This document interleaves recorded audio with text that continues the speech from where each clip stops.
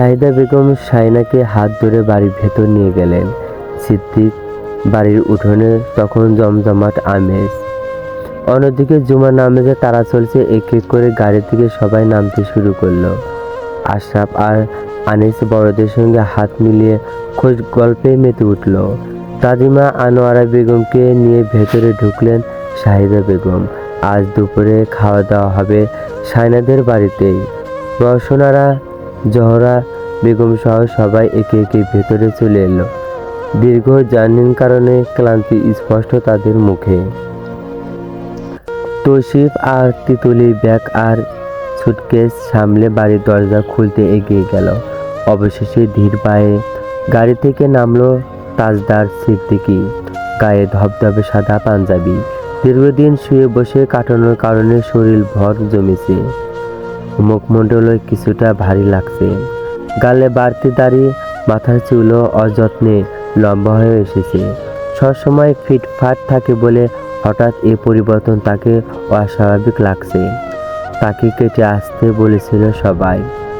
সে বলেছে এবার তার পছন্দের সেলুন থেকে কাটবে। গাড়ি থেকে নামা মাত্রই আনিস শাওন এসে তার সাথে হাত মিলালো। আনিস বলল, জুমার নামাজের সময় হয়ে গেছে কিন্তু তুই যাবি? রায়হান বলে উঠল, এখনো উবো হতে পারছে না ভালোভাবে, বুকের সমস্যা হবে, বাড়িতে পড়ে নেবে। তাজদার তার কথার সাথে দ্বিমত পোষণ করল।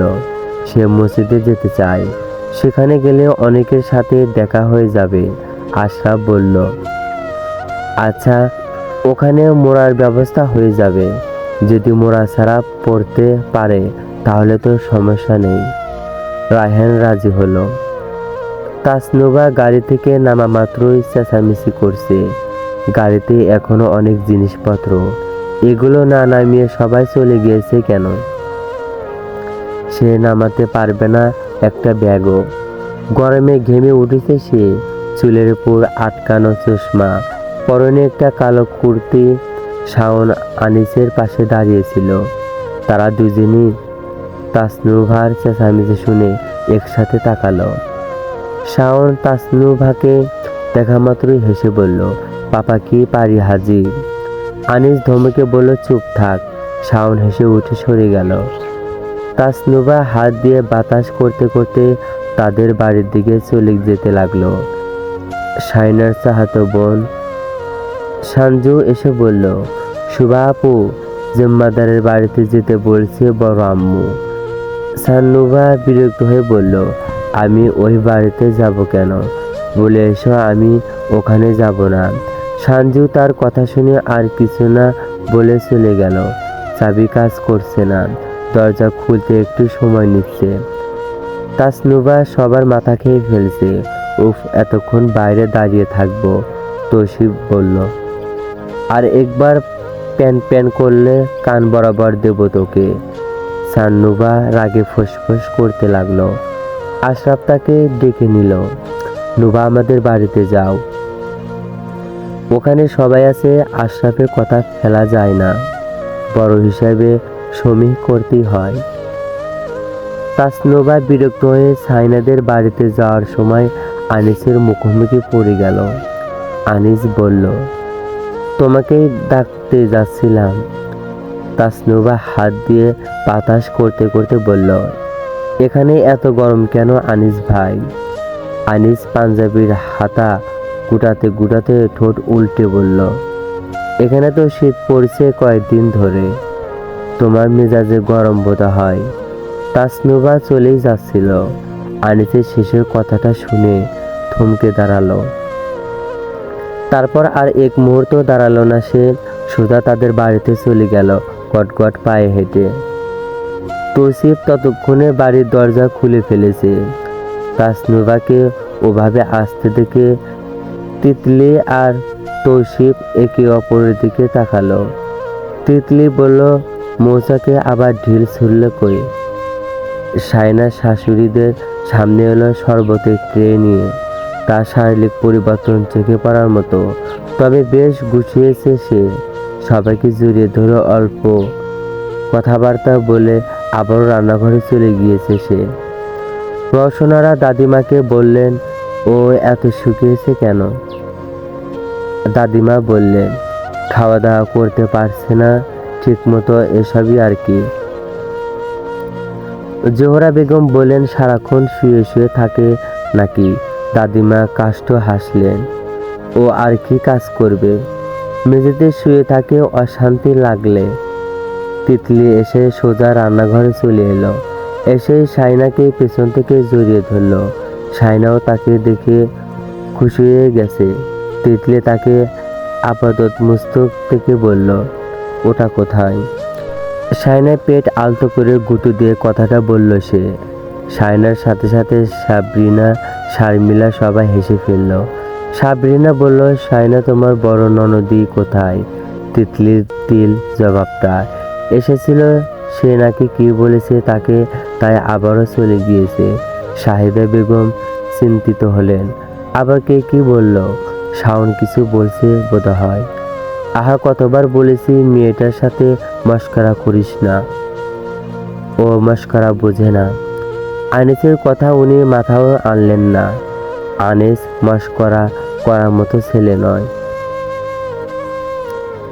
শাইনার শ্বশুর, চাচা শ্বশুর সবাই মিলে বসার ঘরে বসেছে তার বাপ ভাইদের সাথে। তাজদার বাড়ি আসতে না আসতেই সবাই ওখানে ভিড় জমালো। দাদিমা তো আগে ভাগেই হাজির। তাজদেরকে উনি বললেন, লন্ডেওয়ালা আমাদের কত কাঁদালো ব্যাপারে। তাজদার কপাল উঁচিয়ে মুখের কাছে হাত রেখে বলল, মরা কান্না কেঁদে নিয়েছিল নাকি? সবে তার প্রশ্নের ধরন দিকে হেসে উঠল। আফসার সাহেব গুরুতর ভঙ্গিতে বললেন, যাই বলো বাবা, আল্লাহ বাঁচিয়েছেন। মহিষে মারার পর কাউকে তো আর ফিরতে দেয়নি। তোমার জন্য 5 ওয়াক্ত 5 বার আল্লাহর কাছে হাত তুলেছি। উনি সাদা সিধা মানুষ, সোজা জাপটা মনের কথা বলে দিলেন সবাইকে। দাদিমা আনোয়ারা বেগম বললেন, সবার দোয়ায় ফিরে এসেছে, তোদের দোয়া না থাকলেও তো ফিরতো না। আফসার সাহেব তাজদারের চুলে আলতোভাবে হাত বুলিয়ে দিয়ে ভেতরে চলে গেলেন। এই বলতে বলতে, ওদের আর বসিয়ে রাখিস না, খেতে দে, অনেক জার্নি করে এসেছে। ডাইনিং টেবিল সাজানো হচ্ছে। তিতলি ঢাকনা উল্টো উল্টো দেখছে কি কি রান্না করা হয়েছে। চিংড়ি দেখে সে লোভ সামলাতে পারছে না। শাহিদা বেগমকে বলল, আমি কিন্তু চিংড়ি 2টাই খাবো। শাইনা হেসে বলল, যত ইচ্ছে খেও। মেঝো আপুকে একটু ডেকে আনলো ভালো হতো। ভাইনা, আমি পারবো না এসব। সাবরিন বলল, তুই গিয়ে ডেকে নিয়ে আয়। শারমিলা ধমকে বলল, ও যাবে কেন? কাউকে পাঠা, নইলে তৌসিফকে বল। শাহিদা বেগম বলল, ওর বড় ভাইদের ভয় পায়, এভাবে ডাকলে আসবে না বোধ হয়। ডাইনিং টেবিল সাজানো হয়েছে, হরেক রকমের রান্নায় সবাই খাবার দাবার নিয়ে ব্যস্ত। ঠিক তখনই আফসার সাহেব বুড়ো 2 মেয়ের উদ্দেশ্যে বললেন, জামাইদের সাথে ওকে দেখা সরাসনি কেউ? শাইনা এক কোণে দাঁড়িয়ে হাতে নখ কুটছিল। বাবার কথা সে চমকে উঠল। সবাই একে অপরের দিকে তাকালো। তিতলি খপ করে শাইনার হাত ধরে বলল, শাইনা চলো, ভাইয়ের সাথে দেখা করবে। শাইনার বলল, না না, এখন না। কেন? অনেক লোকজন। তিতলি মজা করে বলল, লজ্জা পাচ্ছ? শাইনার আঙুল দিয়ে চোখ চেপে নিয়ে বলল, পরে যাব, এখন না। তিতলি বলল, আচ্ছা ভাইকে আসতে বলি। শাইনা খপ করে তার হাত ধরে ফেলল, না না প্লিজ, পরে, আগে খাওয়া দাওয়া হোক। খাওয়া দাওয়া শেষ হতেই আনোয়ারা বেগম বললেন,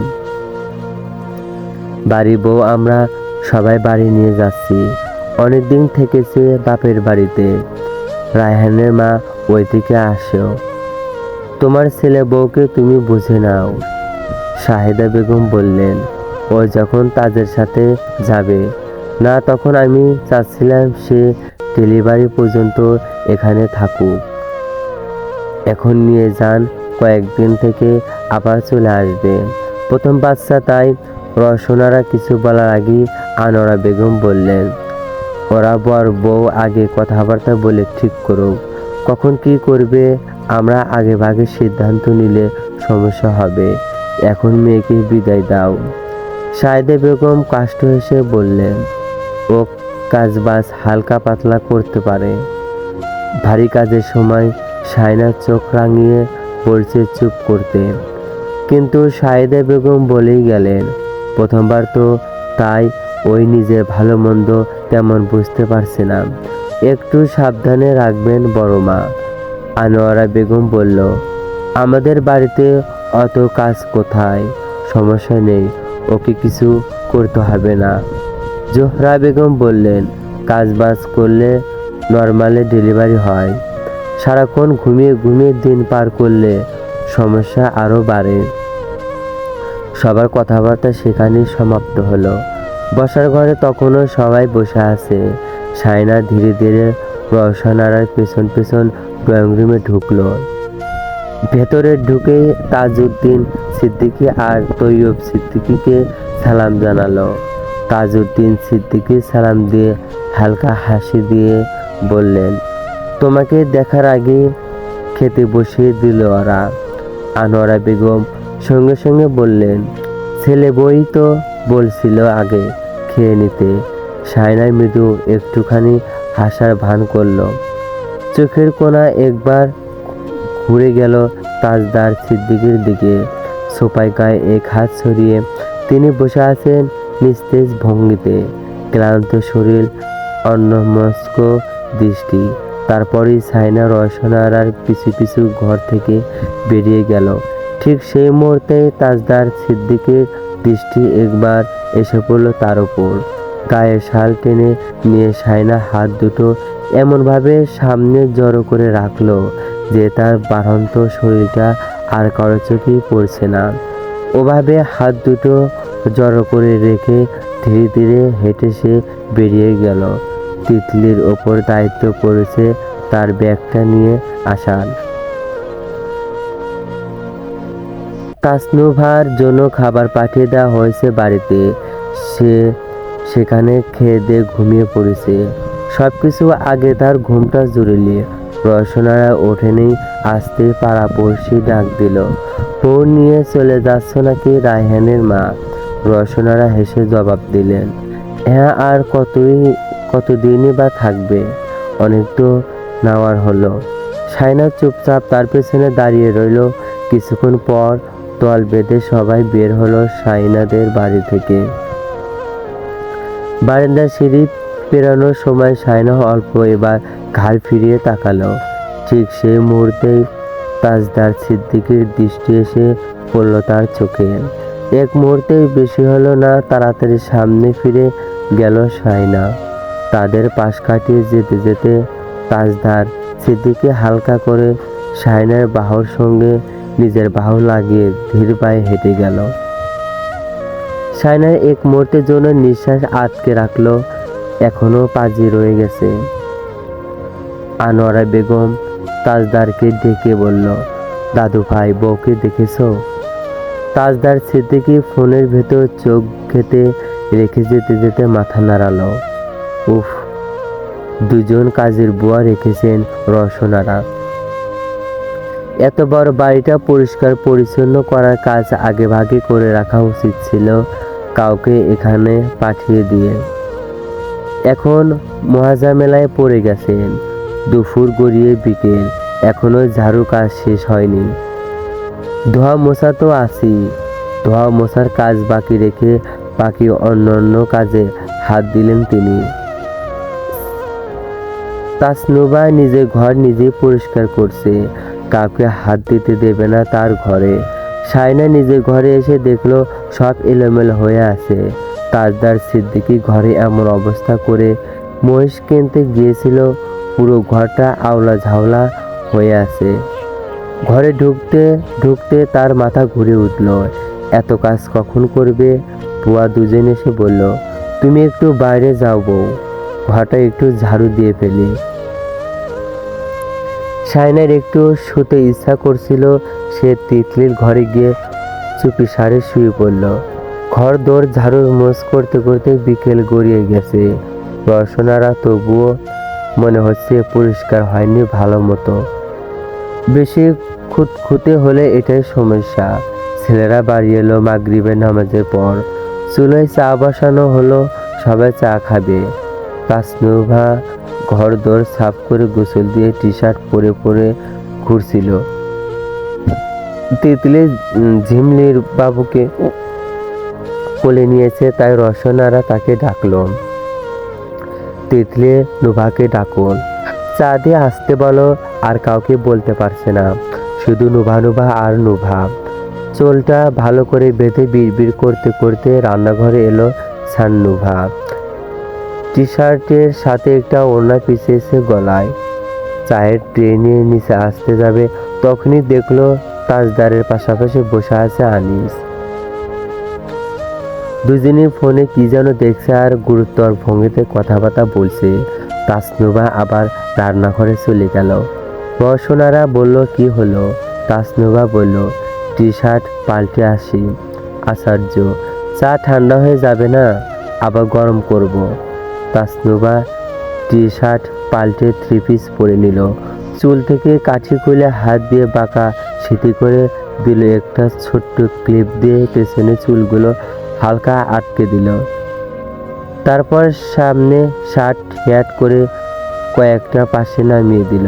বিরক্তিকর বাইরের লোকজন এসে বসে থাকে যেদিন টি শার্ট পরবে সেদিন।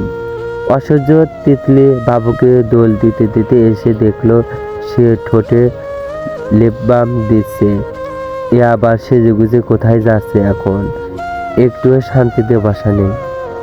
এত দূর থেকে এসে আবারও ঘুরতে চলে যাচ্ছে। বদহজমি, কিন্তু কিছুক্ষণ পর তাকে চায়ের টে হাতে নিচে যেতে তিতলি চোখ গোল গোল করে তাকালো। নিচে যাওয়ার জন্য এত সাজগোজ, নতুন ড্রেসে তো পরছে দেখছি। তিতলি চোখ কচলালো, না ঠিকই দেখছি। তাসনুভা টি টেবিলে চায়ের টোয়া রাখতে তাজউদ্দিন সিদ্দিকী বলল, আরে আজকে আমার নুভামণি চা বানিয়েছে নাকি? চা মা বানিয়েছে, কিন্তু তাসনুভা লজ্জা লাগছে সে বানানি কথাটা বলতে। তাই সে বলল, আমি চা বানাতে পারি আব্বু। জানি জানি, আমার মেয়ে সব পারে। তাজদার আর আনিস এতটাই ব্যস্ত ছিল যে চা এনেছে সেটা তারা খেয়াল করেনি। তাসনুভা রাগলো, এরা তাকে কি চাকর মনে করছে? ভাইয়াটাই একদম বেশি বেশি এতদিন তাকে এখানে খাটিয়েছে, তার ইচ্ছা করছে চায়ের কাপ ঢেলে দিতে। তাজউদ্দিন সিদ্দিকী বললেন, চা এসেছে, তোমরা চা নাও। তাজদার আনিস ফোন নিয়ে উঠে গেল। তাজদারকে বলল, আমি তোর হোয়াটসঅ্যাপে পাঠিয়ে দেব। তৈয়ব উদ্দিন সিদ্দিকী বললেন, চা খাও। না খেয়ে এসেছি চাচু, আমি এতবার চা খাই না। তাজদার বলল, আরে খেয়েও যা। আনিস তাসনুভার পাশ কাটিয়ে যেতে যেতে বলল, না তোর সাথেই তো খেলাম, হোয়াটসঅ্যাপে চেক করিস। সে বেরিয়ে গেল। তাজদার চায়ের কাপ নিয়ে চুমুক বসিয়ে তাসনুভাকে বলল, নাতাশা নিয়ে যাও, শুধু চা খাবো। সবার চা খাওয়া শেষ হতেই তাসনুভা ট্রে নিয়ে চলে গেল। সিঙ্কের ওপর শব্দ করে ট্রেটা রাখলো। রসনারা অবাক চোখে তাকালেন। কি হয়েছে? যে কাপের চা খাওয়া হয়নি ওই কাপের সব চা পুরোটাই তাসনুভা বেসিনে ঢেলে দিল। ওটা আনিসুজ্জামান সিদ্দিকীর জন্য ছিল, মানে ওটা আর কেউ খেতে পারবে না। তার বাসি চা অন্যজন খাবে কেন? যত সব ফালতু ভাব বেড়ে গেছে তাদের বাড়িতে বোন বিয়ে দিয়ে। হনহনিয়ে ঘরে চলে গেল সে। চা নাতাশা কিছুই খেলো না। ঝিমলি তিতলিকে বলল, নগদ বাঘিনীকে আবার খেয়ে খোসা দিয়েছে। তিতলি ঠোঁট উল্টো বলল, বজ্জাতি একটা, সারাক্ষণ উগ্র মেজাজ তার। তিতলি তার ঘরে ঢুকলো ঝিমলিকে নিয়ে। আলো জ্বালাতেই দেখলো সায়না ঘুম। এই মেয়েটা এত ঘুমাতে পারে? ঝিমলি ডাকলো, মেজোজা, রাত হয়ে যাচ্ছে, আর কত ঘুমাবেন?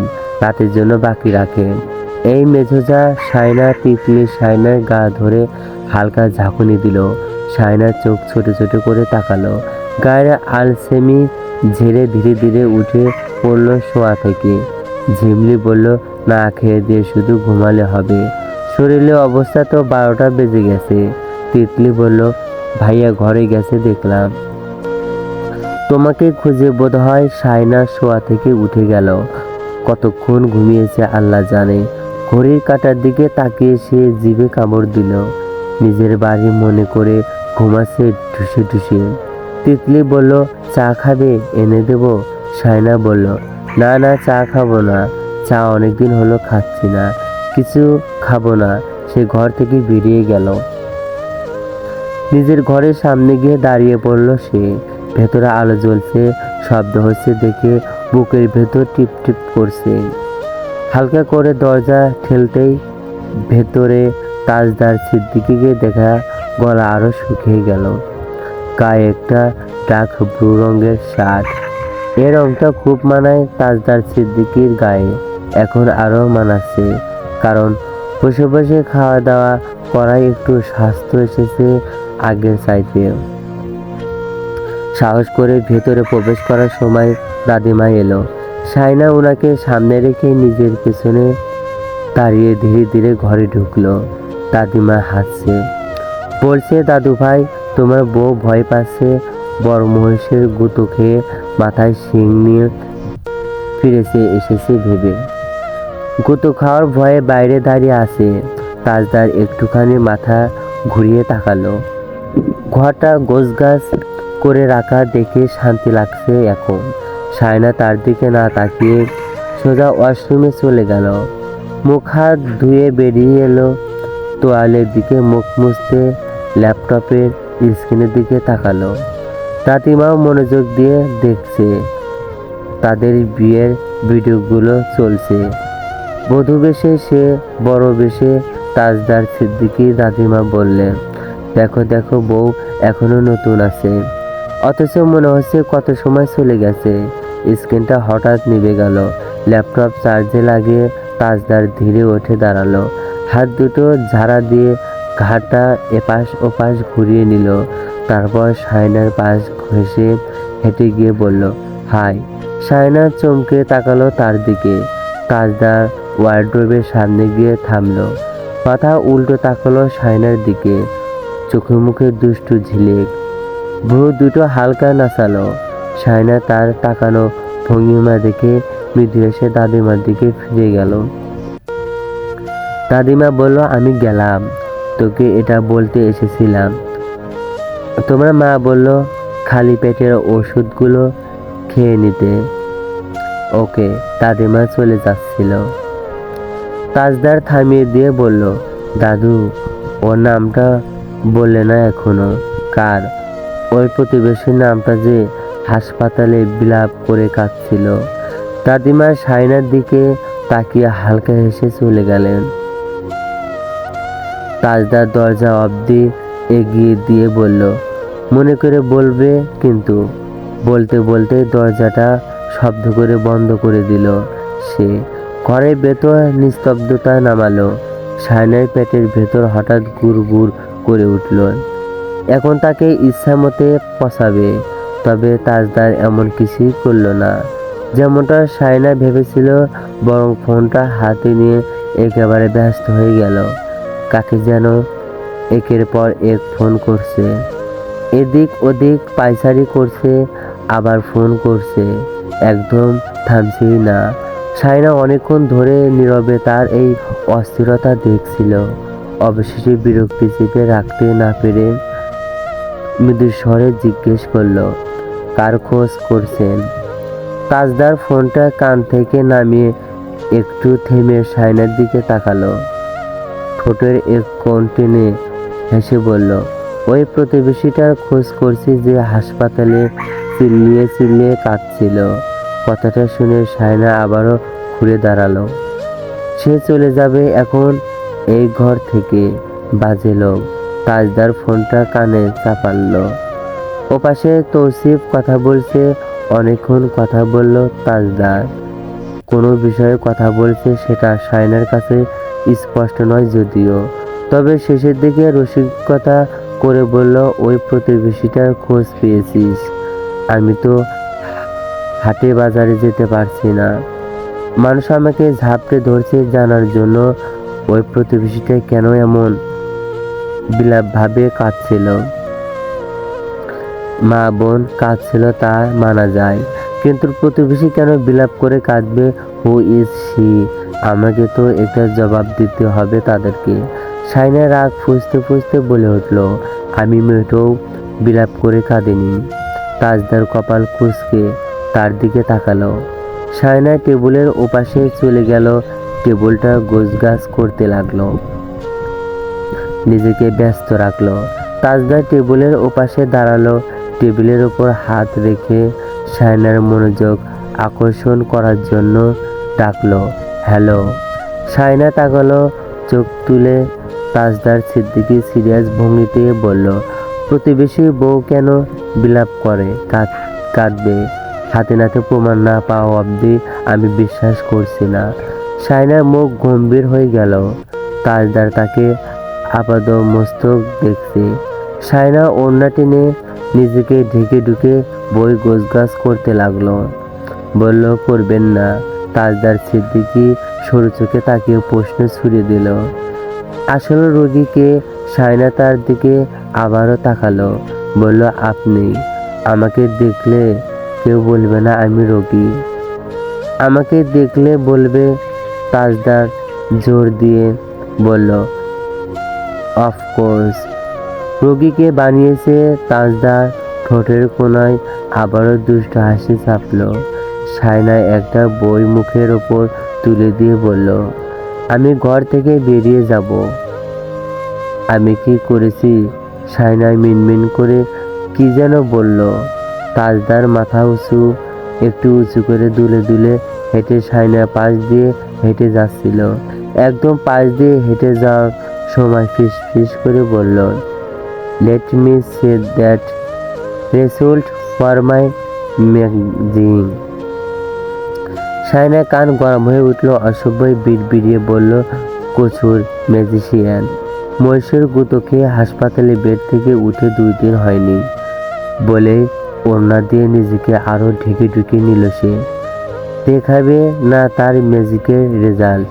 তাজদার তার বিড়বিড়িয়ে বলাটা বুঝে ফেলল। মাথা নিচু করে শিং দিয়ে গুঁতো মারার ভঙ্গিতে সায়নার দিকে এগিয়ে আস্তে আস্তে বলল, এসো, তোমাকে দেখাই কিভাবে মহিষ আমাকে গুঁতো মেরেছে। এসো এসো বলে সায়নার দিকে হেঁটে এলো হেলে দুলে মজার ছেলে। সায়নার পিছু হাঁটতে গেল, কিন্তু পালানো সম্ভব হলো না, শুধু ঘুরে গেল সে। তাজদার সিদ্দিকী তাকে 2 হাত দিয়ে জড়িয়ে ধরে ফেললো পেছন থেকে খুব আলতো করে। পেটের কাছটায় সায়নার জড়ো করে রাখা হাত দুটো শক্ত করে ধরে বলল, it is my rest to say the result of my magic. সিনা মুস্টাস don't keep me waiting. Sayna কাঁপছিল তার স্পর্শে। গরম নিঃশ্বাসটা ওড়না ফাঁক দিয়ে ঘাড়ে এসে পড়ল। এক হাতে তার হাত দুটোকে শক্ত করে ধরে রেখেছে তাজদার, আর অন্য হাতে 3টে আঙুল নিঃশব্দে উদ্বের কোমল ত্বক স্পর্শ করতে সায়নার শরীরে সমস্ত কোষ সারা দিয়ে গোটা শরীরটা কেঁপে উঠল। হঠাৎ এক ঝটকায় সে সামনের দিকে ছুটে গেল। তাজদার সিদ্দিকীর বুকে ঢেকে গেল মাথা, সঙ্গে সঙ্গে তাকে আঁকড়ে ধরল। তাজদার এতক্ষণ এটাই চাচ্ছিল সে। দুজনই একে অপরকে শক্ত করে জড়িয়ে ধরে রাখলো। সায়নার শরীর কাঁপছিল, হয়তো তার গভীর বেড়ে ওঠা প্রাণটি এতটা তীব্র কাঁপুনি আনছিল পিতৃ সম্পর্ক পেয়ে মতো। কিন্তু মানুষের প্রতি মানুষের মায়া আসে হঠাৎ, অযাচিত, নিরিমেই বাইরে, নইলে পৃথিবীর অর্ধেক মানুষ সংসার বিহীন থাকত। তাজদার সিদ্দিকী আর সায়না মমতাজও। যদি গল্পটি ভালো লাগে অবশ্যই কমেন্টে জানিয়ে দেবেন। আপনাদের কমেন্ট পেয়ে গেলে পরবর্তী পার্ট 2 আপলোড করার চেষ্টা করব। আর আমার চ্যানেলটি সাবস্ক্রাইব করবেন, আর ভিডিওটি ভালো লাগলে অবশ্যই শেয়ার করবেন।